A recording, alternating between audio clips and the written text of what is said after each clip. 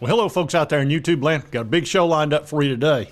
All right, folks, the NCAA is hitting Michigan. We're going to talk about that. They came out with the finding. Also, we're going to have a portal update.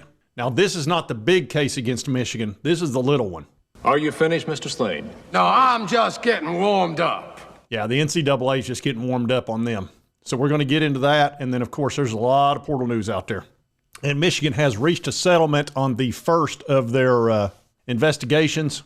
It says Michigan's going to serve a 3-year probation, pay a fine, and face some recruiting restrictions. And a lot of this has to do with the impermissible contact during the whole COVID thing.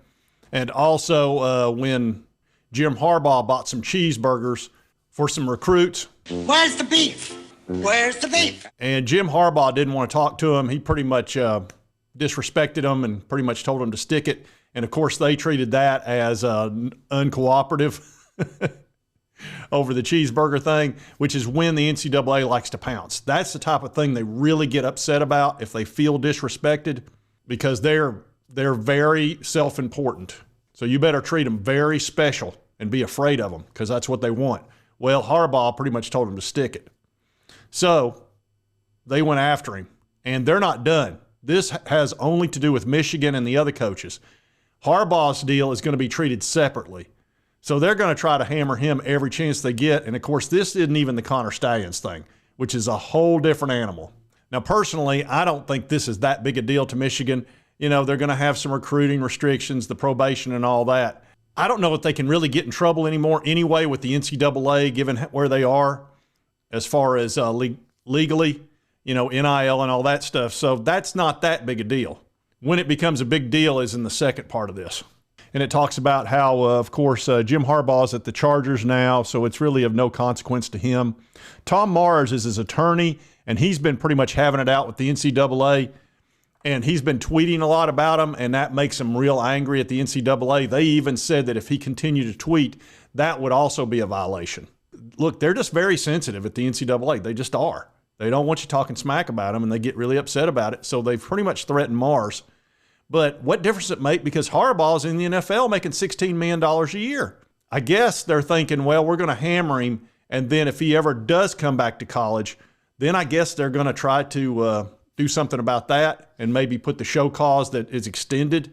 I really don't know. Harbaugh's like 60 years old, so, you know, it depends on how long he coaches. You never know about Harbaugh, though, man. He might coach till he's 80. That guy is a grinder. So it may come back to haunt him one day, but I kind of doubt it because, you know, he can just stay in the NFL. The only place he'd want to come back would be Michigan, and they're certainly not going to bring him back under these circumstances. It's got to be America's team. So my suggestion is just stay in the NFL, and I think he'll get hired pretty much for the next 10 years, even if it doesn't work out at the Chargers, which it probably will. He's a good coach. He's been very successful in the NFL. The question is, will his personality match well enough with the ownership and the GM and all that? That's where he gets in trouble. This guy killed it with San Francisco. He kept bringing them to the NFC Championship, brought them to a Super Bowl, and they got rid of him after 4 years because they just couldn't deal with his personality. And again, this was all about the impermissible in-person recruiting contacts during that, impermissible tryouts, and the program exceeding the number of allowed countable coaches, and blah, blah, blah, blah, blah. And Michigan's athletic director, we're pleased to reach a resolution, and so on and so forth. So that should pretty much end it for Michigan as far as all that Burgergate stuff. Now let's talk about the portal. There's all kinds of portal news as far as basketball and football. You've got some big-time players that are – now, I don't think it's going to be anything like the last transfer portal situation where you had a ton of big-time players. This is more some people that are maybe either disgruntled or maybe they realize they're not going to be starting or maybe they're just looking for more money, especially in the football part of it. Now, as far as basketball, this is where it all gets kind of rolling. And, of course, my VOLS just picked up a big-time player, and that's Darlin Stone Dubar, which is a heck of a first name. I've never known a Darlin Stone. But he's 6'8", 210 pounds, a great player. At 6'8", he's going to be able to create his own shot. It won't be a problem at all. That's one of the issues you get into if you get the short guys. Unless they're super quick, they can put their best defender on them and shut them down. Well, you're not going to be able to do that with a guy at 6'8" and has got quickness. And this guy has shot really well. He shoots about 40% the last 2 years from three-point line, shoots his free throws in the low to mid-70s, good rebounder, and scores about 18 points a game. So this is a great pickup for the Vols. We've already lost Adu, who's a 6'10", 6'11" guy, who's a solid scorer. And then, of course, Awaka's in the transfer portal too, a 6'8" forward who's a power forward, who we really, in the SEC, you need a power guy in the middle. So we're going to miss Awaka. There are discussions of him coming back, though, so it is possible we'll keep Awaka. Now, we've got another player that I really hope we pick up because this guy can shoot, and that's Cade Tyson out of Belmont. He is 6'7", another tall guy, 200 pounds, and he's a guard, which is great. There's nothing better than a tall guard that can shoot. It's just, they're ideal. They also can play small forward for you. They're good at rebounding. It's really, they're almost ideal. And this dude, when you look at his shooting percentage, you'll understand why he'd be a great pickup. In the last 2 years, he's shot 42% and 46% from the three-point line. That's outstanding. That's really, really good. He's also a tremendous free throw shooter at 85% the last 2 years. He can rebound. He averages about 5 rebounds a game, and he scores well. He's averaged 15 points the last 2 years. So I think that would solve our offensive issues. Now, granted, we're losing Dalton Knecht, who was unbelievable. That guy was, in my opinion, the best player in the college game last year.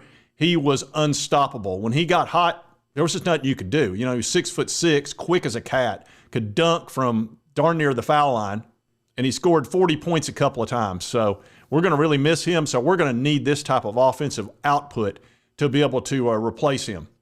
And it's not going to be done with one player, okay? You don't replace a guy like Dalton Knecht with one dude, but you can with two. And these two guys would be ideal. And, of course, we've got the best defensive guard in Ncaa Ziegler. He's just unreal how quick that dude is. And he is a nightmare for slower guards. He just steals the ball from them half the time. So I think we can rebuild this team. We were down to like 7 players because so many graduated. See, we had a bunch of those super seniors too from, again, the COVID deal, and that's all gone. So we're definitely going to have to replace those dudes. Another fellow we're trying to get is Igor, love that name, Milicic. So let's take a look at him. I think the Vols are trying to get him to pretty much replace Adu. Scores about 13 points a game, which is about what Adu scored. He's 6'10", 225, almost the same size. He shoots three-pointers too. Man, I'm telling you, that would, if we could get those 3 guys, you'd have 3 good three-point shooters, especially at 6'10". That's a guy that can get his shot anytime he wants, and he doesn't mind taking it. He also is a great free throw shooter, 81%. That's outstanding for a big man. So this would be a really nice pickup for the Vols. And I think what you've got, and of course a lot of people saw what happened not only with Dalton, but with other players that Rick Barnes has had over the years. He's a great developer of talent. That's really that's his calling card. And if you want to get ready for the NBA, you want to actually understand defense and how to play it, and also how to play team ball, you want to play for Rick Barnes. He's not going to be super nice to you. If you want to be coddled, he's not your guy. But if you want somebody that will push you and make you the best player that you possibly can be, Rick Barnes is your guy. Because you'll end up really liking him at the end, maybe a year after when he's done the world for you. But while he's pushing you, you're not going to like him very much. That's just kind of how he is. But I can tell you this, he's very respectful about it. Any players that have ever worked with him will tell you he's not going to denigrate you, but he's also not going to kiss your butt either. So I think a lot of players are seeing that, I want to get to the NBA. Where's the best place to do that? I need help. Rick Barnes will help you. He's kind of the Miramar of college basketball. The elite, best of the best. We'll make it better. Yep, and Williams, who's now at the Boston Celtics, and Dalton will certainly tell you all about it. And in football, the Vols were interested in a running back because we've got a couple that are injured right now. And we don't know if they're going to come back 100% or not. They probably will, but again, we lost 2 really good running backs to the NFL. And this fella, Damian Martinez, who's the number 1 transfer portal target as far as running backs out of Oregon State, he's a dude. Averages about 6 yards a carry, and he's really an outstanding player. But he is not coming to Tennessee. And we just saw this from Hayes Fawcett. He says that he had locked in his visits, but he's not coming to Tennessee April 21st and 22nd. And here you see it says will no longer visit, he tells On3.